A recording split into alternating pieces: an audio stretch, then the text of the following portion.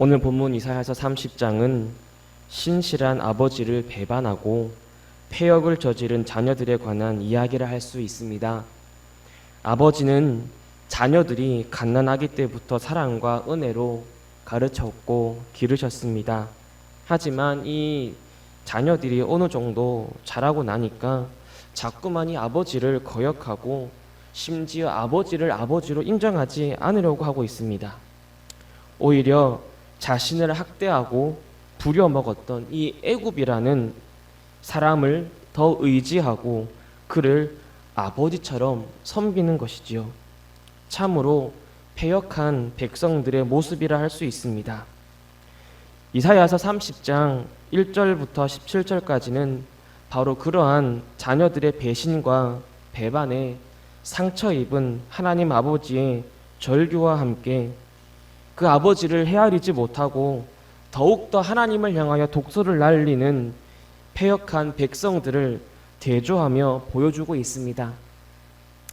1절에서 하나님께서는 패역한 자식들에게 화를 선포하십니다.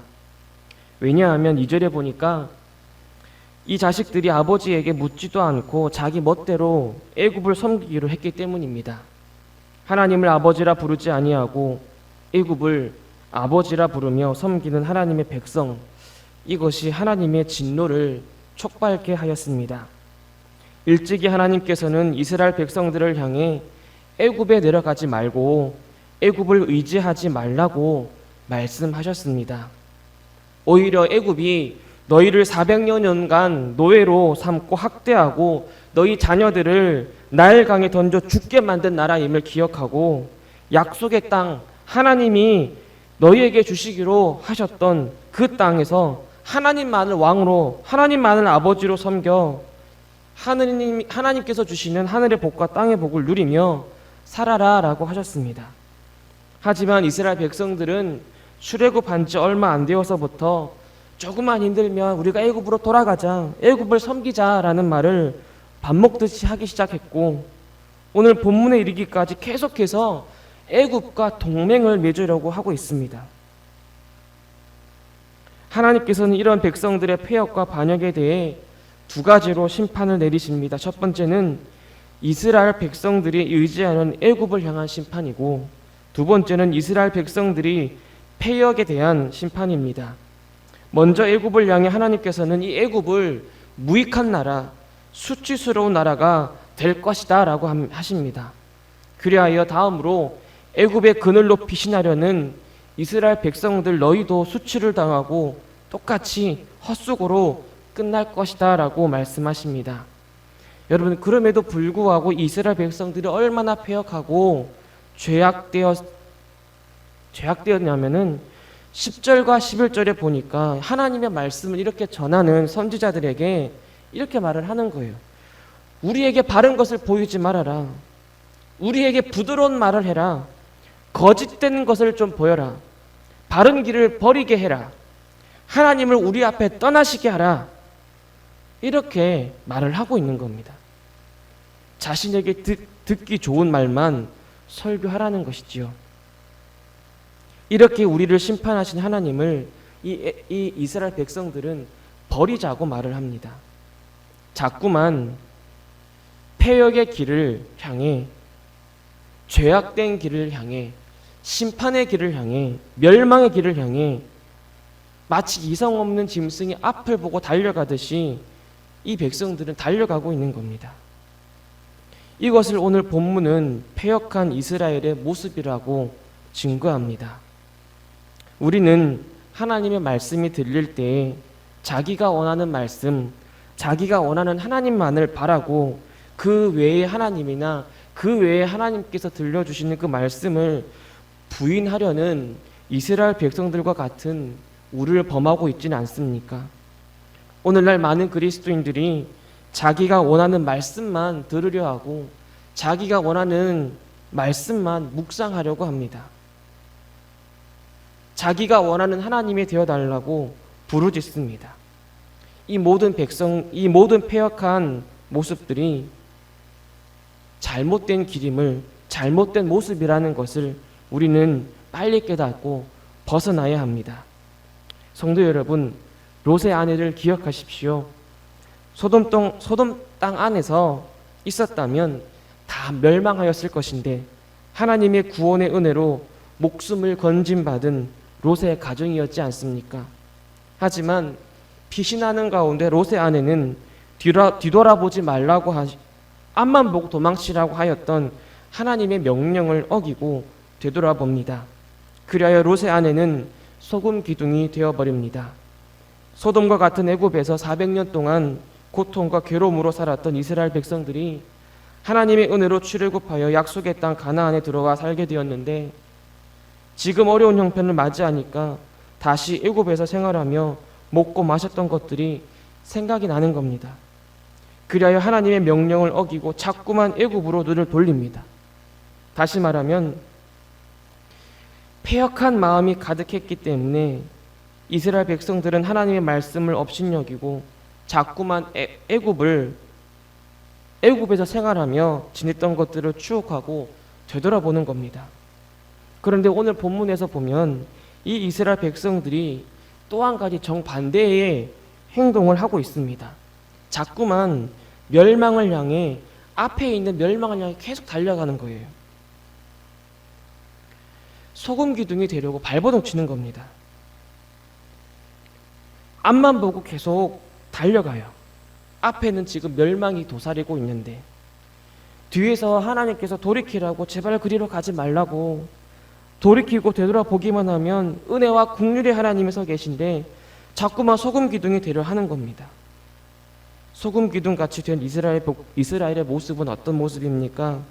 14절부터 17절까지 보면 그릇이 깨짐같이 부숨을 당하고 도망을 가게 되고 비참하게 쫓김을 당하고 겨우 소수만 남게 된다고 설명합니다.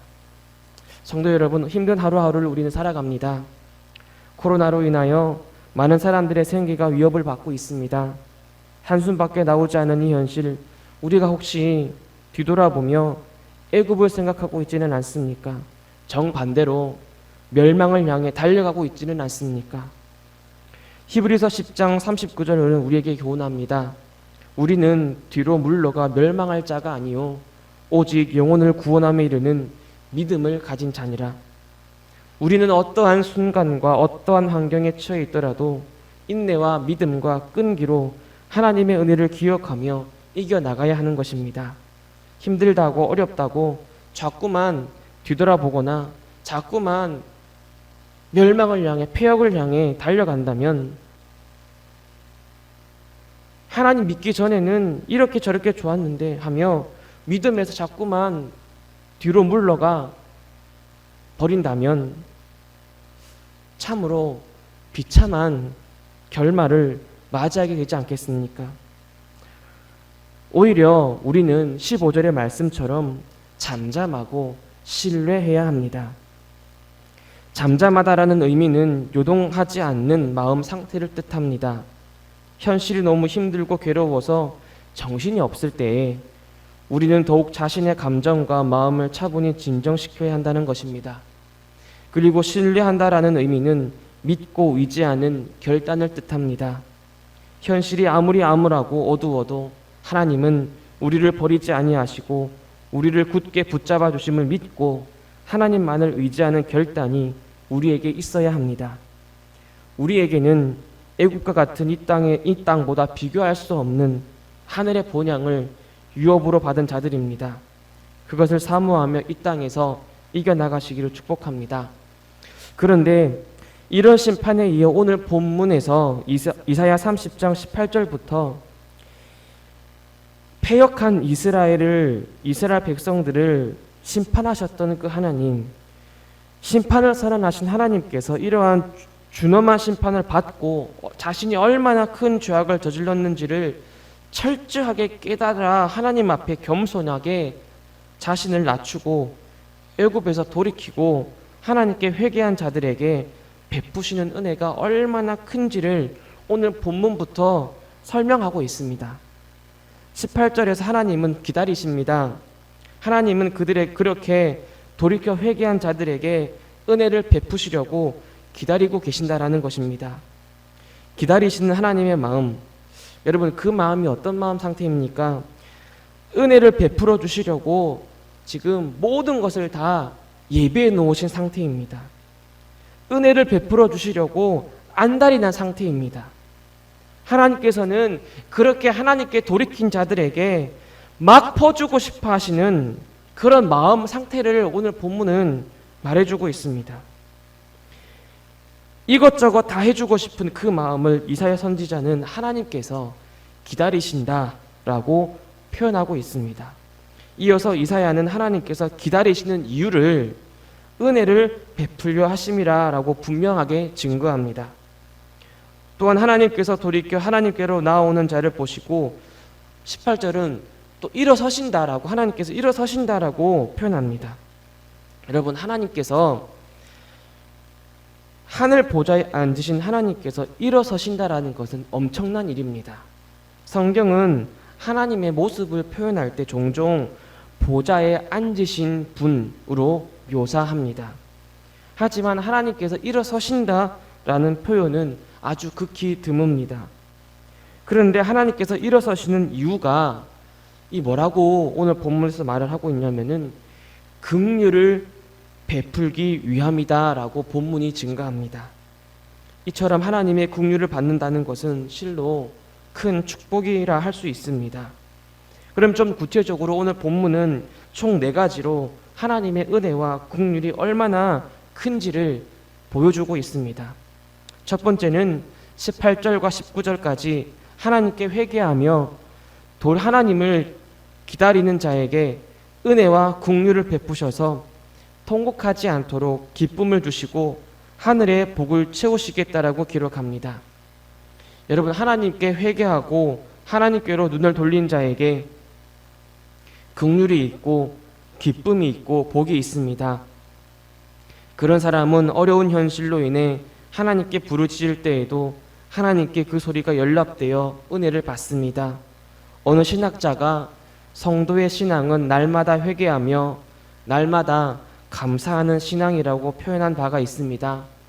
따라서 우리는 날마다 우리의 죄악을 하나님 앞에 회개하고 베푸신 긍휼과 은혜에 감사하는 삶을 살아야 합니다.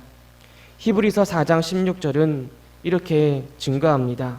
우리는 긍휼하심을 받고 때를 따라 돕는 은혜를 얻기 위하여 은혜의 보좌 앞에 담대히 나아갈 것이니라.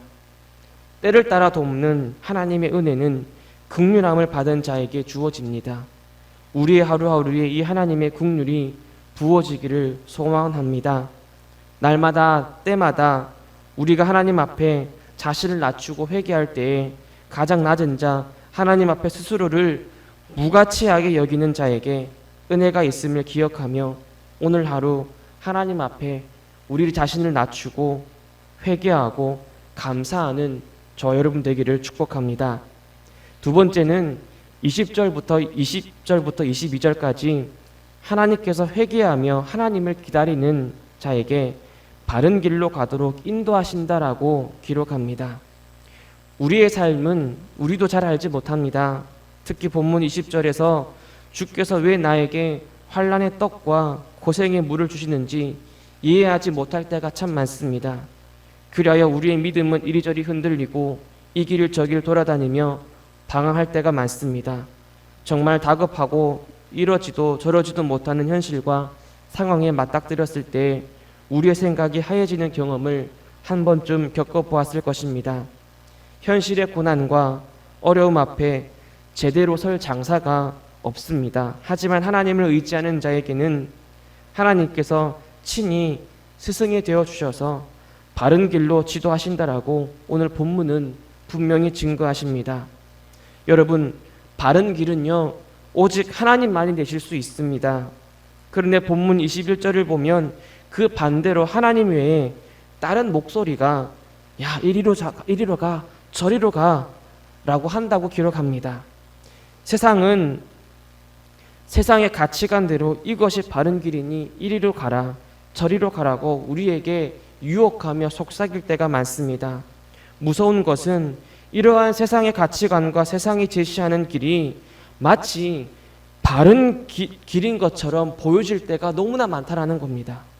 그리하여 많은 그리스도인들이 여기에 넘어가서 잘못된 길을 갈 때가 많습니다. 이러한 악한 문화와 가치관에 의해 끌려가고 있는 것도 모른 채 이 그리스도인들이 모르고 있다라는 것이죠. 이럴 때일수록 우리는 더욱더 하나님을 의지하고 믿어야 합니다.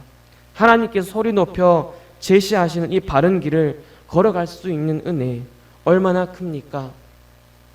하나님께서 제시하시는 그 기준대로 우리가 살아갈 때에 참으로 거기에는 은혜가 있고 바른 길을 갈 수 있는 그러한 복이 우리에게 주어지는 것입니다. 하나님께서 이 길로 가라고 외치시는 목소리를 들을 수 있는 귀가 우리에게 있기를 축복합니다. 세 번째로 23절부터 26절까지 하나님께서 하나님께 회개하고 돌이킨 자에게 그들의 소유의 풍성함을 주시겠다라고 기록합니다. 성도가 하늘의 본향을 사모하지만 그 현실, 그 땅에서의 삶이 너무나 어렵다면 어찌 그것이 은혜로 체감이 되겠습니까? 하나님께서는 하나님께로 돌아온 백성들의 현실, 이 땅에서의 삶에서도 복을 내려주실 것을 오늘 본문은 약속하고 있습니다. 일터에 비를 내리셔서 곡식을 풍성하게 하시고 가축들이 잘 자랄 수 있도록 풍성히 풀을 내리신다라고 약속하십니다. 더 나아가 이 땅에서 온갖 상처와 아픔으로 망가진 우리를 싸매시고 고쳐주시겠다라고 하십니다. 여러분, 우리가 기억해야 할 것은 하나님께서 우리의 일터와 상처난 우리의 마음에 회복과 풍성함을 달라라고 기도하기 전에 이 복이 하나님께 바른 믿음과 신앙으로 하나님께 회개하고 돌이킨 자들에게 주어진다라는 것을 우리는 기억해야 합니다. 이 복은 그런 자의 것이기 때문이지요. 하루하루 살아가는 것이 너무 버겁고 힘들다고 느껴질 때, 이루 말할 수 없는 상처로 만신창이가 되었을 때, 그럼에도 불구하고 우리의 논밭에 풍성한 비를 내리시고 만신창이가 된 우리를 고치시고 싸매시는 하나님의 은혜를 기억하며 살기를 축복합니다. 마지막으로 27절부터 33절까지 하나님께 회개하고 돌이킨 자에게 하나님께서는 그들의 궁극적인 고난의 원인인 이 아수르를 심판하시겠다라고 선언합니다. 이스라엘을 괴롭히고 침략해오는 원수들을 하나님께서 친히 몽둥이와 막대기로 치심으로써 원수들이 이를 갈고 괴로워할 때에 이스라엘은 노래하고 즐거워하도록 하시겠다라고 전합니다. 성도 여러분, 이스라엘 백성들이 왜 애굽을 섬기고 애굽으로 돌아가자라고 한 이유가 뭐냐면 바로 이 아수르 때문입니다. 아수르가 계속 침범해 들어오니까 이스라엘 백성들이 현실적인 대안으로 애굽을 우리가 애굽과 동맹을 맺으면 이 아수르를 물리치지 않을까라는 생각에서 애굽으로 돌아간 것입니다. 그런데 하나님께서는 오늘 본문에서 이 궁극적인 이 원인을 제거하시겠다라고 하십니다. 이스라엘을 괴롭히고 침략해오는 이 원수들을 하나님께서 친히 몽둥이와 막대기로 치심으로써 원수들이 이를 갈고 괴로워할 때에 이스라엘 백성들은 노래하고 즐거워하면서 그들의 궁극적인 고난의 원인인 그 아수르까지 제거하시는 그 하나님. 성도 여러분, 하나님 앞에 회개하고 돌이킨 자에게 하나님께서는 그들의 고난과 괴로움의 원인을 제거하십니다. 그들의 하나님을 더 즐거워하고 하나님을 더 찬양할 수 있도록 하나님께서는 그 고난의 궁극적인 원인들을 다 제거하심으로써 온전히 하나님만 바라보고 하나님만을 찬양할 수 있도록 하시는 겁니다. 하나님의 능력 앞에 우리의 원수는 무너질 것이고 우리의 고난의 원인들도 없어질 것입니다. 이사야서 61장 3절은 이를 다음과 같이 표현합니다. 무릇 시온에서 슬퍼하는 자에게 화관을 주어 그 죄를 대신하며 기쁨의 기름으로 그 슬픔을 대신하며 찬송의 옷으로 그 근심을 대신하시고 그들이 의의 나무 곧 여호와께서 심으신 그 영광을 나타낼 자라 일컬음을 받게 하려 하심이라. 괴로움 대신에 기쁨을 주시고 슬픔을 대신하여 찬송하게 하시는 그 하나님의 은혜가 우리 각자에게 부어지기를 축복합니다. 말씀을 맺겠습니다. 성도 여러분, 지금처럼 어려운 시기에 너무 힘이 빠지고 괴롭고 한숨이 나오는 이 시기에 정말 우리의 생각에 앞으로 어떻게 될까? 우리 가정은 뭐 먹고 살려나? 아이들은 어떻게 키우나 하는 이 걱정이 들 때에 앞에서 그리고 뒤에서 은혜와 긍휼로 서 계시는 하나님을 기억하십시오. 역대하 7장 14절 말씀에 내 이름으로 일컫는 내 백성이 그들의 악한 길에서 떠나 스스로 낮추고 기도하여 내 얼굴을 찾으면 내가 하늘에서 듣고 그들의 죄를 사하고 그들의 땅을 고칠지라라고 하였습니다. 성도 여러분의 삶이 어떤 상황에 놓여 있어도 이것을 기억하십시오. 우리가 애굽에서 돌이켜 악한 길에서 떠날 때에 은혜의 주님은 서 계십니다. 우리의 죄를 용서하시고 우리의 가정과 사업터와 나라를 고치시는 하나님이 그 자리에 서 계십니다. 이처럼 하나님의 은혜는 받을 만한 자에게 주어집니다. 하나님의 은혜는 택함 받아 돌이킨 자들에게만 주어집니다. 따라서 히브리서 12장 1절과 2절은 우리에게 다음과 같이 권면합니다. 이러므로 우리에게 구름같이 둘러싼 허다한 증인들이 있으니 모든 무거운 것과 얽매이기 쉬운 죄를 벗어버리고 인내로써 우리 앞에 당한 경주를 하며 믿음의 주요 또 온전하게 하시는 이인 예수를 바라보자.